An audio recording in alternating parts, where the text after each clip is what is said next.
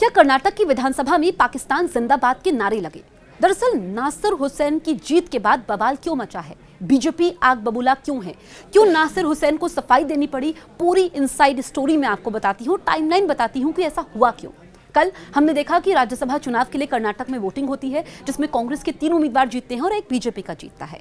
अब नासिर हुसैन, जो कि कर्नाटक में कांग्रेस की तरफ से राज्यसभा के सांसद चुने गए, वो विधानसभा पहुंचते हैं, उनके समर्थक पहुंचते हैं और वहां पर नारेबाजी होती है, जिस पर बीजेपी ये कह रही है कि नासिर हुसैन की जीत के बाद उनके समर्थकों ने, कार्यकर्ताओं ने, कांग्रेस के कार्यकर्ताओं ने पाकिस्तान जिंदाबाद के नारे लगाए हैं। इस पर बीजेपी को आपत्ति है और बीजेपी ये कह रही है कि ये कांग्रेस का डीएनए ही भारत विरोधी है।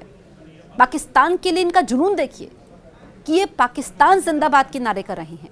और ऐसे में आपको बताएं कि यहाँ पर नासिर हुसैन मीडिया से मुखातिब होते हैं, वो सफाई देते हैं, वो कहते हैं मैं भी वहां पर मौजूद था, जिस वक्त नारेबाजी हो रही थी मैं वहां पर था और नासिर साहब जिंदाबाद, कांग्रेस जिंदाबाद के नारे वहां पर लगाए जा रहे थे, लेकिन ऐसा कुछ भी नहीं हुआ है।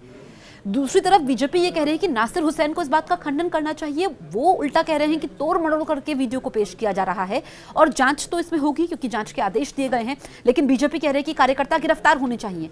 वो कार्यकर्ता, वो समर्थक कांग्रेस के गिरफ्तार होने चाहिए जो लोकतंत्र के मंदिर में पाकिस्तान जिंदाबाद नारेबाजी करते हैं।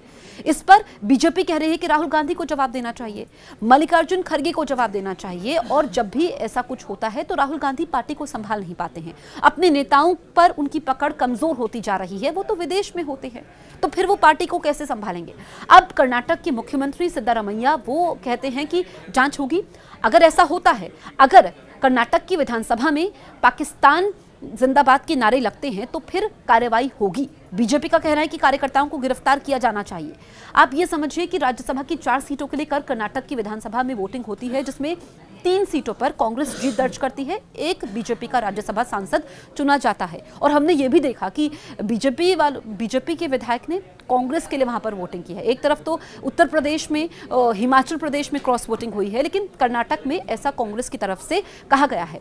अब आप ये समझिए कि डीके शिवकुमार भी उस वक्त, जो कि कर्नाटक के डिप्टी सीएम है, उप मुख्यमंत्री है, वो भी नासिर हुसैन के साथ मौजूद रहते हैं और ये विवाद बढ़ता ही जा रहा है। हमने कुछ देर पहले देखा गौरव भाटिया, जो कि मीडिया से मुखातिब होते हैं, बीजेपी के तमाम नेताओं को हम सुन रहे हैं, वो कह रहे हैं कि लोकतंत्र के मंदिर में ये सब हो रहा है, ये कांग्रेस भारत विरोधी साजिश रचती है। देश की सबसे पुरानी पार्टी है, उसके कार्यकर्ता, उसके समर्थक जब जीतते हैं, जब राज्यसभा वो जा रहे हैं, तो फिर पाकिस्तान जिंदाबाद के नारे लगाने का क्या मतलब होता है। लेकिन कांग्रेस बार बार ये बचाव कर रही है कि हम भी वो ऑडियो को सुन रहे हैं जिसमें नासिर हुसैन जिंदाबाद, कांग्रेस जिंदाबाद, नासिर साहब जिंदाबाद के नारे लगाए जा रहे हैं, जिस पर विवाद पूरा खड़ा हो चुका है। और बीजेपी ये कह रही है कि इससे पहले भी हमने देखा है कि कांग्रेस कार्यकर्ता भारत विरोधी नारेबाजी करते हैं।